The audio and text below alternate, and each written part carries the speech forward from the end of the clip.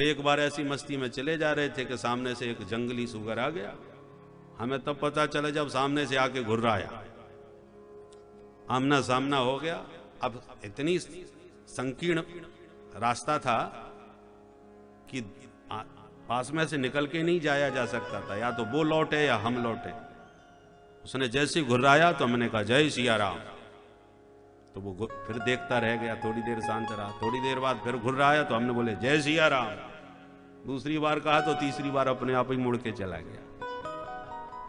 बोलो जय सिया राम। जय सिया राम।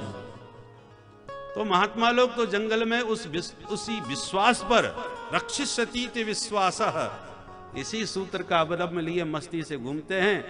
और प्रारब्ध, शरीर का प्रारब्ध जब तक रहेगा कोई कुछ बिगाड़ने वाला नहीं, और ठाकुर जी फिर सब प्रकार से उनकी रक्षा करते हैं। तो सुखदेव जी वही बात कह रहे हैं, रुद्धा गुहा किमजतो वतनोपसन्नान। क्या भगवान ने अपने शरणागतों की रक्षा करना छोड़ दिया है? जिसके भरोसे पर आप विचरण कर रहे हैं वो सदा हमारी रक्षा करेंगे, ऐसा दृढ़ विश्वास रखना चाहिए। भगवान सब प्रकार से रक्षा करते भी हैं।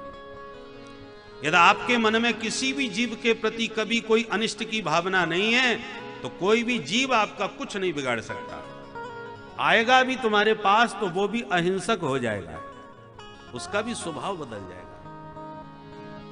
भक्तमाल में प्रसंग आता है, श्री पीपाजी महाराज मस्ती से जा रहे थे। गांव वालों ने कहा इधर मत जाओ बाबा, यहां बहुत भयंकर नरभक्षी शेर आ गया है, कईयों को खा चुका है। पर नहीं मानी किसी की, चलो उसको भी देखेंगे।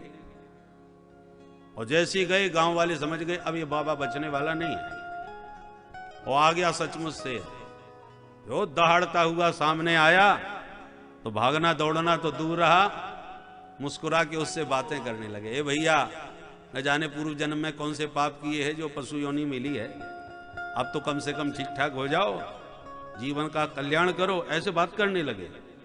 और उनकी वाणी में वो आकर्षण, वो प्रभाव कि शेर भी एकदम कुत्ते की तरह पूंछ हिलाता हुआ सामने आकर के बैठ गया। तो तुरंत उसको रामानंदी तिलक लगाया, कान पकड़ के राम मंत्र भी दे दिया, गले में कंठी भी पहना दी, वैष्णव बना दिया। बोले जाओ आज से तुम वैष्णव हो गए, अब किसी को मत मारना, प्रेम से भजन करो। और शेर प्रणाम करके चला गया। गांव वालों ने देखा, सबके आश्चर्य का ठिकाना नहीं रहा, ये तो विचित्र ही महात्मा है, शेर को ही कान पकड़ के मंत्र फूंक दिया।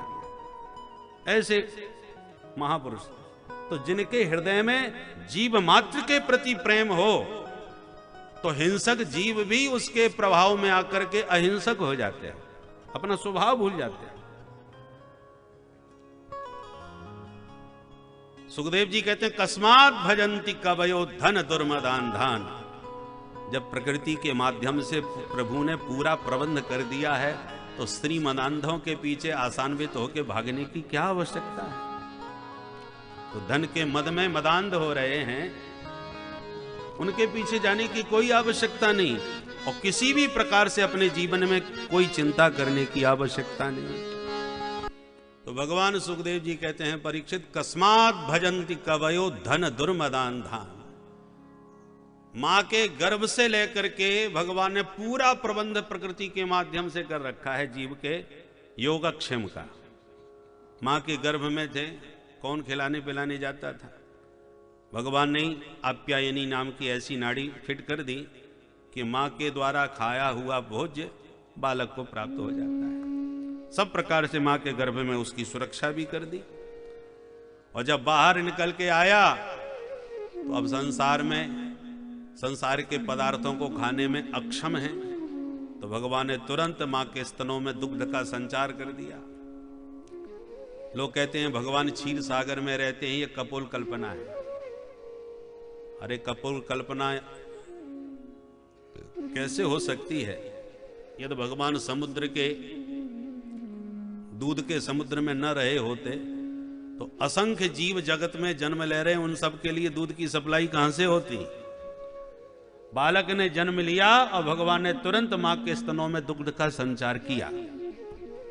और जब तक बालक को आवश्यकता रहेगी तब तक भगवान दुग्ध का संचार करते रहेंगे।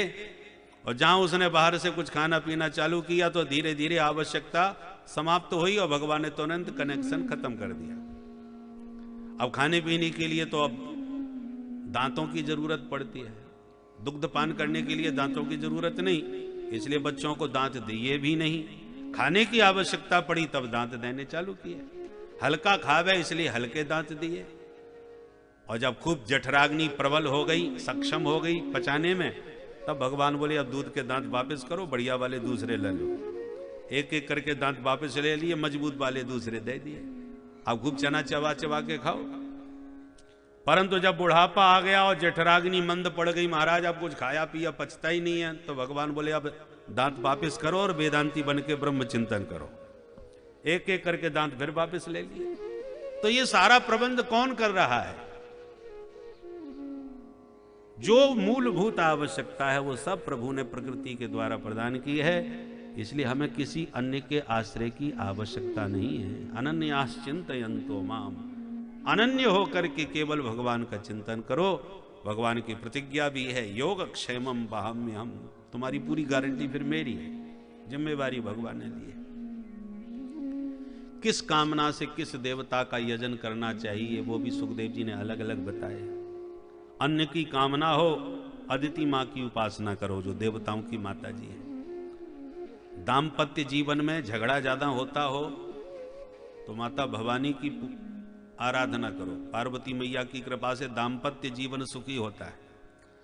विवाही ना होता हो, सुंदर बहू चाहिए तो उर्वशी की उपासना करने से परम सुंदरी बहू प्राप्त होती है। विद्वान बनना चाहते हो तो महादेव की उपासना करो, भोले बाबा विद्या के प्रदाता है। विद्या कामस्तु गिरीशम दाम्पत्यार्थे उमा सती। और कुछ ना चाहते हो तो हमारे बंसी वाले की उपासना करो। तो ये क्या मतलब हुआ? बंसी वाले की उपासना से कुछ नहीं मिलता क्या? बोले नहीं, ऐसी बात नहीं। अकामः सर्व कामो वा मोक्ष काम उदारधि तीव्रेण भक्ति योगेन यजेत पुरुषं परम। एक एक कामना की पूर्ति के लिए एक एक देवता को अलग अलग कब तक कहां तक पूजोगे भैया? इसलिए एक के सादे सब सद है। सबके मूल भगवान श्री हरि हैं। मूलम ही विष्णुर्देवानाम यत्र धर्म सनातन। अरे वृक्ष के पत्तों को सींचना, डालियों को सींचना, फूल पत्तियों को सींचना, इसके बदले में तुम किसी को न सींच के केवल जड़ को सींच दो। जड़ में पानी डाल दिया तो सारे वृक्ष के प्रत्येक अंग को जल प्राप्त हो गया। यथा तरोर मूल निसेचनेन तृप्यन्ति तत्स्कंद भुजोपशाखा। फूल को, फल को, पत्तों को, शाखाओं को, सारे वृक्ष को आपने केवल जड़ में पानी दे करके पहुंचा दिया। ऐसी अलग अलग देवी देवताओं के चक्कर में न पड़ करके केवल हमारे गोविंद का आश्रय ग्रहण कर लो, हमारे राघवेंद्र का आश्रय ग्रहण करो, तो श्री राम कृष्ण भगवान सबके मूल हैं। सर्वदेव नमस्कारः केशवम प्रतिगच्छति। इसलिए अकामः सर्व कामो वा, आप निष्काम हो तो, अनेक कामनाओं से भरे हुए हैं तो सभी को भगवान श्री हरि के चरणों का आश्रय लेना चाहिए। मानव तन पाकर के जिसने भगवान की आराधना नहीं करी वो नर पशु है। बस अंतर इतना है कि पशु 4 पैर वाला होता है और नर 2 पैर वाला पशु है। पशु के सींग और पूंछ होती है, ये बिना सींग पूंछ वाला है। बाकी नर पशु में कोई अंतर नहीं। स्वबिटवरी संस्तुत पुरुष पशु, वो पुरुष पशु। 4 पशु ऐसे नर पशु की बहुत प्रशंसा करते हैं। कौन कौन? सबसे पहला प्रशंसक है स्वान, कुत्ता। किसकी प्रशंसा करता है? जब हम लोग कभी कभी छोटी छोटी बातों पर झगड़ा करने लगते हैं, गाली गलौज करते हैं और मार पिटाई करते हैं, तो कुत्ता देख देख के बड़े खुश होते हैं। वो कहते भैया सकल सूरत भले ही ना मिलती हो, पर अपने खानदान का स्वभाव पूरा मिल रहा है। बोलो राधे राधे। राधे राधे। कोई दूसरे क्षेत्र का कुत्ता निकल भर जाए, पूरे मोहल्ले के कुत्ते उसके पीछे दौड़ते हैं, बिना मतलब के, कोई लेना नहीं देना नहीं, अपने ही स्वजातियों पर भौंकते हैं। ये प्रकृति है उनकी। तो जब हम लोग आपस में लड़ते हैं तो ये अपना स्वभाव हमारे भीतर देखकर कुत्ते बड़े खुश होते हैं, तारीफ करते हैं। और दूसरा प्रशंसक है कौन? विटवराह, ग्रामीण सूगर। वो किसकी तारीफ करता है? जो केवल पेट भरने के लिए ही जीते हैं। खाओ पियो मौज करो, जीवन का कोई लक्ष्य ही नहीं है। प्रयोजन मनुद्देश्य मंदो पिन प्रवर्तते। बिना प्रयोजन के मूर्ख से मूर्ख व्यक्ति भी कहीं नहीं निकलता। तो आप जीवन की इतनी लंबी यात्रा कर रहे हैं, कोई प्रयोजन तो होना चाहिए, कोई उद्देश्य तो होना चाहिए, कोई लक्ष्य तो होना चाहिए। आप रेलवे स्टेशन पर जाके कहें भाई श्रीमान जी एक टिकट देना, कहां का? बोले कहीं का भी दो, हम तो यात्रा के लिए निकले। तो वो क्या सोचेगा? बड़ा महामूर्ख आदमी है। यात्रा के लिए तुम निकले हो तो तुम्हें पता होना चाहिए तुम कहां के लिए निकले हो। जिसका कोई लक्ष्य नहीं है कि हम कहां के लिए निकले हैं, वो तो महामूर्ख आदमी है। यात्रा का सहयोग देने वाले सहयोगी मिल सकते हैं, पर यात्रा निश्चित तुम्ही को करनी हो कि बद्रीनाथ जाना है कि रामेश्वरम जाना है। लक्ष्य जब आप बताओगे तब बताने वाले कहेंगे रामेश्वरम के लिए फलानी गाड़ी जाएगी और बद्रीनाथ की तरफ अमुक गाड़ी जाएगी। पर लक्ष्य तो निश्चित करो। तो जीवन का क्या लक्ष्य है? खाना पीना सोना तो ये तो जीवन की यात्रा के प्रबंधन हैं, आवश्यक अंग हैं। और लक्ष्य क्या है जीवन का नहीं मालूम। उसी प्रकार केवल पेट भरने के लिए जी रहे हैं और पेट के नाम पर हजारों पाप कर रहे हैं। क्या करें साहब, पापी पेट का सवाल है। झूठ बोलना पड़ता है, माने हर पाप को पेट से जोड़ देते हैं। हमसे अच्छे तो वो पशु हैं, जितना पेट में बनता है उतना ही तो खाते हैं और घोटाला तो नहीं करते। इतना पेट में बना पा लिया, उनके कुठार भंडार तो कुछ होते नहीं।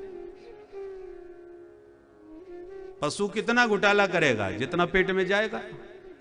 पर हम लोग तो ऐसे खतरनाक पशु हैं कि अपना पेट भरा सो भरा, अपने 7 पीढ़ियों तक का पूरा प्रबंधन करने का प्रयास करते हैं। अन्न, हम तो अन्न भक्षी हैं। अन्न खाते खाते महाराज अन्न से भी पेट नहीं भरा तो कोई चारा खा गया, कोई कोयला खा गया, भगवान जाने कैसे कैसे घोटाले करने वाले। जो मिला सो ही घोटाला कर दिया। इतना जबरदस्त पेट है ये नर पशु का, जो कभी कोई भर ही नहीं सकता। इसलिए सूगर बड़ा प्रसन्न होता है, भैया हम भी पेट भर रहे हैं, उल्टा सीधा जो मिला सो पाया, ऐसे तुम भी पेट भरो अपना। तीसरा प्रशंसक है ऊंट, जो हमेशा मुंह उठा के चलता है। उसी प्रकार जो पद प्रतिष्ठा पैसा को पाकर के अहंकार में आकर के गर्वेण तुंग शिरः, संत महापुरुष महज्जनों को प्रणाम करने में जिन्हें शर्म लगती है कहीं छोटे ना बन जाएं, ऐसे अहंकारियों को देख करके ऊंट बड़ा खुश होता है कि चाल चलन तो हमारी खानदान का मिला हुआ है। और चौथा प्रशंसक है खर। खर माने गधा। गधा किसकी तारीफ करता है? जो केवल जिंदगी भर घर गृहस्थी का ही बोझा ढोने में लगे रहते हैं। गधा कहता है मैंने भी खूब बोझा ढोया है, सारी जिंदगी ढोया, पर जिनके लिए बोझा ढोया उन्होंने एक दिन डंडा मार के भगा दिया जब किसी काम का नहीं रहा। अब गधे को पड़े पड़े कौन खिलावे? बोझा तो ढोता नहीं। उसी प्रकार जब तक कुछ करते रहोगे तब तक सम्मान भी घर में रहेगा, और जब देखा ये किसी काम के नहीं रह गए तो कहते हैं जाओ हरिद्वार में भजन करो, जब देखो तब खांसते रहते हो, ना सोते हो ना सोने देते हो। सुई उल्हाने देने प्रारंभ करते हैं और एक दिन स्थिति गधे जैसी ही हो जाती है। तो गधा कहता है कि हमने भी बोझा ढोया पर मिला कुछ नहीं। बोलो आज तक किसी गधे को सम्मान मिला? किसी ने तारीफ भी करी क्या कि वाह भैया, तुम्हारे जैसा पुरुषार्थी कोई नहीं हो सकता, तुमने जितना बोझा ढोया है, जितना परिश्रम किया है, कोई कर नहीं सकता। कोई नहीं कहता, गधा गधा ही रहता है। सारी जिंदगी ढोने में जाती है। ऐसी कितना भी संसार के लिए करो, कभी कोई धन्यवाद देने वाला नहीं है। जिंदगी भर करने के बाद यही सुनने को मिलेगा, जिंदगी में तुमने किया ही क्या है। तो ये चार पशु हैं, स्वबिट वराहोष्ट खरई संस्तुतः पुरुषः पशु। ऐसे नर पशु इन पशुओं के द्वारा प्रशंसनीय होते हैं। इसलिए भगवान के भजन के लिए ये नर शरीर मिला है। भोग तो आपको प्रत्येक अन्य 84 लाख योनियों में भी प्रारब्धानुसार प्राप्त हो जाएगा, पर भजन आपको केवल नर शरीर से ही किया जाना संभव है। इसलिए भजन बिना तन राख की ढेरी।